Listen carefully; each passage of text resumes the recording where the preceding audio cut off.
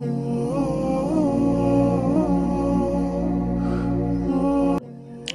یہ وہ آیت ہے جس میں اللہ نے کیا فرمایا، وَأَن تَجْمَعُوا بَيْنَ الْأُخْتَيْنِ کہ دو بہنوں کو ایک نکاح میں جمع کرنا کیا ہے، حرام ہے۔ ہاں یہاں ایک مسئلہ اور بھی سمجھنا، آج کل جو غیر مقلدین ہیں نہیں، یہ عوام کے اندر اس مسئلے کو پھیلا رہے ہیں کہ جس وقت تمہاری بیوی مر جائے تو تم اپنی بیوی کو خود غسل دو، ایک یہ بات کرتے ہیں۔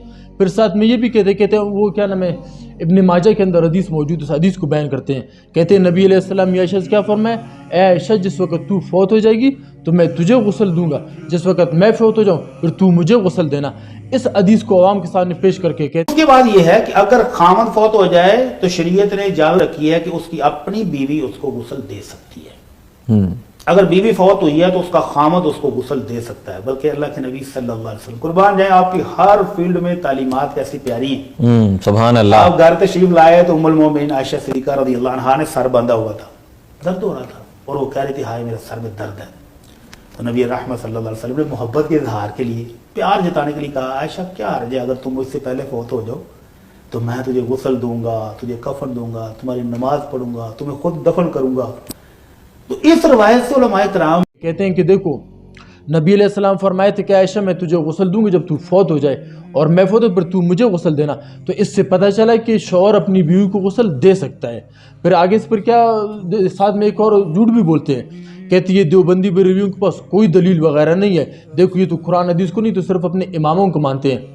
تو پھر اس آیت سے مجھے یاد آئی، اب یہ اللہ تعالیٰ نے کیا فرمایا، وَأَن تَجْمَعُوا بَيْنَ الْأُخْتَيْنِ کہ دو بہنوں کو ایک نکاح میں جمع کرنا کیا ہے، حرام ہے۔ اچھا اب پہلی بات تو یہ سمجھنا نا کہ نبی علیہ السلام نے امی عائشہ سے کیا فرمایا کہ اے عائشہ جس وقت تو فوت ہو جائے گی تو میں تجھے غسل دوں گا، اور جب میں فوت ہو جاؤں پھر تو مجھے غسل دینا، ایک بات ہوگی۔ پھر ابھی ہم کہتے ہیں کہ ان بیوقوفوں کو اتنا پتہ نہیں کہ نبی کو اور امتی کا معاملہ الگ ہوتا ہے۔ ہم ان سے کہیں گے اگر آپ بھی نبی ہو تو پھر ٹھیک ہے وہ بات اور ہے، اگر آپ نبی تو نبی اور امتی کا معاملہ کیا ہے، الگ ہوتا ہے۔ نبی نے جو امی عائشہ سے فرمایا کہ عائشہ جب تو فوت ہے جب میں تجھے غسل دوں گا، ٹھیک ہے، تو قرآن مجید کی آیت ہے النبی اولا بالمؤمنین من انفسہم وازواج امہاتہم، جب قرآن نے کہا کہ نبی کی بیویاں تمہاری ماں ہے، جب نبی کی بیوی ساری امت کی ماں ہو گئی تو پھر اپنی ماں سے کوئی نکاح کر سکتا ہے؟ نہیں کر سکتا ہے۔ تو اس اعتبار سے چاہے نبی فوت ہو یا نبی کی بیوی، تو ان دونوں کا نکاح آپس میں نہیں ٹوٹتا ہے، اس لیے نبی اپنی بیوی کو غسل دے سکتا ہے۔ اس اعتبار سے نبی نے یہ فرمایا تھا۔ اب غیر مقلد تو اس آیت کو بیان نہیں کریں گے، ٹھیک ہے، ایک بات ہوگی۔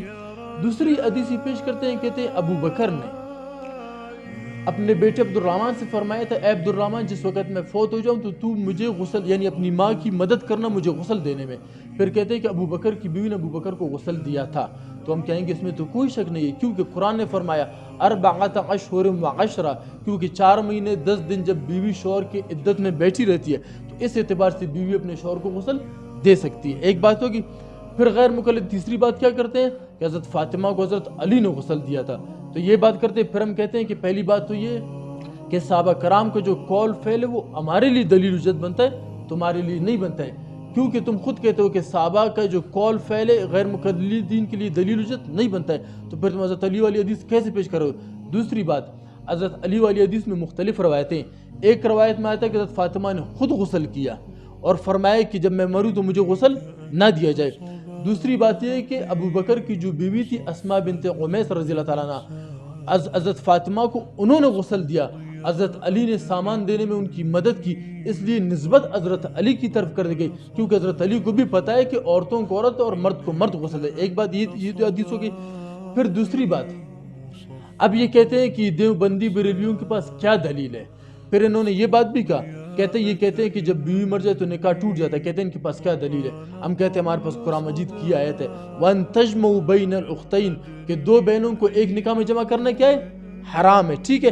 پھر حدیث میں بھی آتا ہے کہ دو بہنوں کی رحم کے اندر ایک مرد کا مادہ منوی نہیں جا سکتا، یہ حدیث قرآن کہتے۔ اب ہم غیر مقلدین سے کہتے ہیں، تم کہتے ہو کہ نہیں نکاح نہیں ٹوٹتا ہے نا تو تم اپنی بیوی کو خود غسل دو، ہم کہتے ہیں اگر نکاح نہیں ٹوٹتا ہے تو پھر تمہاری بیوی کے مرنے کے بعد پھر تم نے اپنی ساری سے کیسے نکاح کیا؟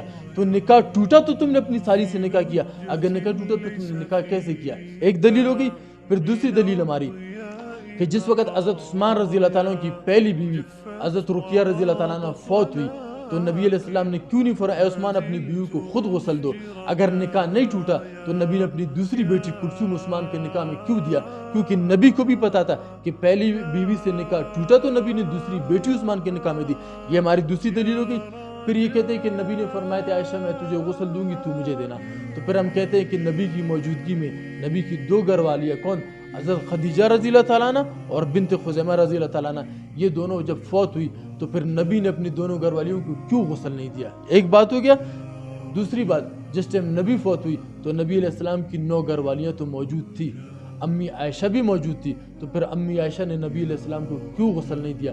تو پھر پہلے نبی کو پکڑو کے اوپر اعتراض کرو کہ نبی نے کیوں اپنی گھر والیوں کو غسل نہیں دیا، اس کے بعد پھر امی عائشہ پہ اعتراض کرو کہ امی عائشہ نے کیوں نبی کو غسل نہیں دیا. سمجھے؟ یہ بات ہوگی.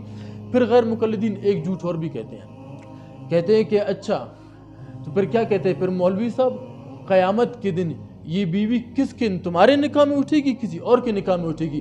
ادھر نکاح تم پڑھو گے یا کوئی اور پڑھائے گا؟ تو پھر ہم کہتے ہیں کہ حضرت آپ غیر مقلدین جو اپنے آپ کو اہل حدیث کہتے ہو، تم خود کہتے ہو کہ قیاس کرنا کس کا کام ہے؟ شیطان کا کام ہے. تو پھر تم نے دنیا کی زندگی کو آخرت کی زندگی پہ کیسے قیاس کیا؟ تمہیں اتنا عقل نہیں کہ دنیا کے معاملات آخرت پہ قیاس کرنا، یہ پھر کہاں سے؟ اور ان کو اتنا بھی سمجھ نہیں کہ نبی کی بات اور ہے، امتی کی بات اور ہے. سمجھا گیا؟ تو یہ اس کا جواب ہے. تو خیال کرنا اگر کوئی غیر مقلد آپ سے اس بارے میں بحث کرے نا کہ تم اپنی بیوی کو خود غسل دو، تو پھر فوراً اسے کہنا کہ سورہ نساء کے اندر آیت نمبر 23 میں اللہ نے کیا فرمایا؟ وَأَن تَجْمَعُوا بَيْنَ الْأُخْتَيْنِ کہ دو بہنوں کو ایک نکاح میں جمع کرنا کیا ہے؟ حرام ہے. تو پھر پتہ چلا کہ جب تمہاری بیوی مرتی ہے اس سے نکاح ٹوٹتا ہے تو پھر تو اس کی بہن سے تمہارا نکاح ہوتا ہے.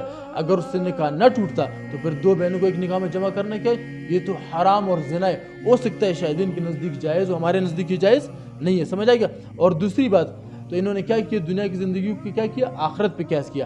آخری بات یہ بھی سمجھنا، اگر کوئی غیر مقلد آپ سے بحث کرے تو اسے کہنا کہ ٹھیک ہے جب تمہاری بیویاں مرتی ہے تو پھر تم مرد اپنی بیویوں کو خود غسل دو تاکہ باہر عوام بھی دیکھے کہ ہاں بھائی دیکھو ان کے مولوی، ان کی شیخ الحدیث جب بھی مرتے وہ خود اپنی بیویوں کو غسل دیتے ہیں. جب خود نبی کے طریقے پہ ایک دفعہ عمل کرو اس کے بعد پھر دوسروں کو مشورہ دو. تو یہ آیت ہوگی. اب اس سے آگے اللہ نے کیا فرمایا؟ الا ما قد سلف ان اللہ کان غفورا رحیما. تو اس آیت کے اندر بھی دوسری بات اس کو بھی میں بیان کرتا ہوں.